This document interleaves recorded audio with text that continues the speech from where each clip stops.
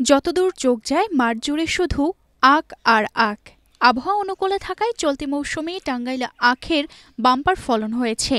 দামও ভালো থাকায় লাভবান হচ্ছেন কৃষকরা। এখন টাঙ্গাইলের মাঠে মাঠে ব্যস্ত সময় কাটাতে দেখা যাচ্ছে চাষিদের। প্রতিটি আখ বিক্রি হচ্ছে ২০ থেকে ৩০ টাকা দরে। খুচরা বাজারে প্রতি গ্লাস আখের রস ১০ থেকে ২০ টাকায় বিক্রি হয়। ওয়ালটন এখন দেশের সীমানা পেরিয়ে পৌঁছে গিয়েছে ৫০টিরও বেশি দেশে। ওয়ালটন, ঘরে ঘরে বিশ্বজুড়ে। কম খরচে বেশি লাভ হওয়ায় আখ চাষে আগ্রহ বাড়ছে টাঙ্গাইলের বরুহা, সোনাট, বেলতাসারাই ও পোড়াবাড়ি এলাকায়। ২৫, ২৬, ৩০, ২০ কুড়ালের দাম। রংবেলাসি, তারপরে মিষ্টি দানা সাদাটা। আল্লাহ গেলে খুব ভালো হয়েছে, এবার আল্লাহ খুব ভালো দিচ্ছে কুশাল। এরাও তো পাইকাররা ছোটো ছোটো যে কাশির ব্যাপারীরা হেরাও তো এরকম নিয়ে যায়, নিয়ে হাট বাজারে বেচে।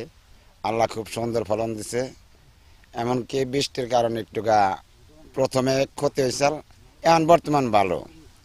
পোকামাকড় নাই, কৃষি অফিস থেকে আমাদের যথেষ্ট সহযোগিতা করে, এমনকি তারা দেখতে হয়। পাইকার দূর দূরান্ত থেকে আসে, ঢাকা, টাঙ্গাইল, ময়মনসিং, বিভিন্ন দেশে কোনে আসে। এটা হলো মনে করেন যে বেলতার সরাই পোড়াবাড়ি ইউনিয়ন এই গেন্ডারে জন্ম নেয়। এর সাথে বেশি আর টাঙ্গাইল সদর আর কোথাও। ৪ মাস গেল, শ্রাবণ মাস গেল গাতেন, আল্লাহ রহমতে খুব মিষ্টি হবো।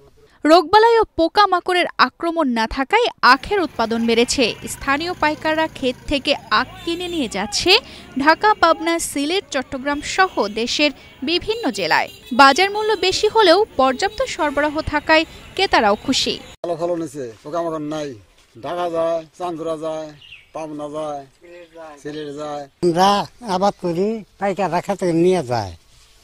কুশাল আপনি বহু দূরের থেকে আমাকে কুশাল পাইকারি দরে নিয়ে যায়। জেলা কৃষি সম্প্রসারণ অধিদপ্তরের তথ্য অনুযায়ী এবছর আখের লক্ষ্যমাত্রা ছিল ৫০০ হেক্টর, আবাদ হয়েছে ৪৫১ হেক্টর। কৃষকদের চাষ ও ফলন বৃদ্ধিতে সহায়তা দিয়ে যাচ্ছে কৃষি বিভাগ। মানে আখ একটা অর্থকারী ফসল এবং এটা বছরব্যাপী হয়, পুরা জমিটাই কভার করে থাকে। কৃষকরা যে আখের আবাদ করে, তো আখের সাথে সাথে তারা সাথী ফসল হিসেবে আরও অন্যান্য ক্রপ করে, যার ফলে এক তো আখের থেকে তারা যে একটা লাভবান হচ্ছে এবং পাশাপাশি যে সাথী ফসল আছে সেখান থেকে একটা তারা অ্যাডিং মানি হিসেবে তারা এখান থেকে পায়।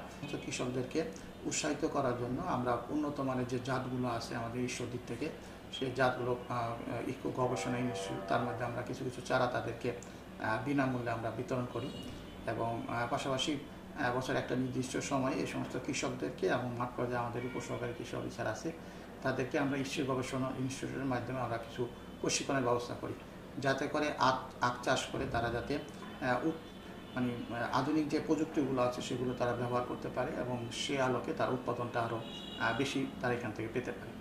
টাঙ্গাইল ও আশেপাশে চিনিকল না থাকায় উৎপাদিত আখ শুধু চিবিয়ে খাওয়ার জন্য বিক্রি হয়। স্থানীয়দের মতে এখানে যদি চিনিকল স্থাপন করা যায় তাহলে আখ চাষ কয়েক গুণ বৃদ্ধি পাবে।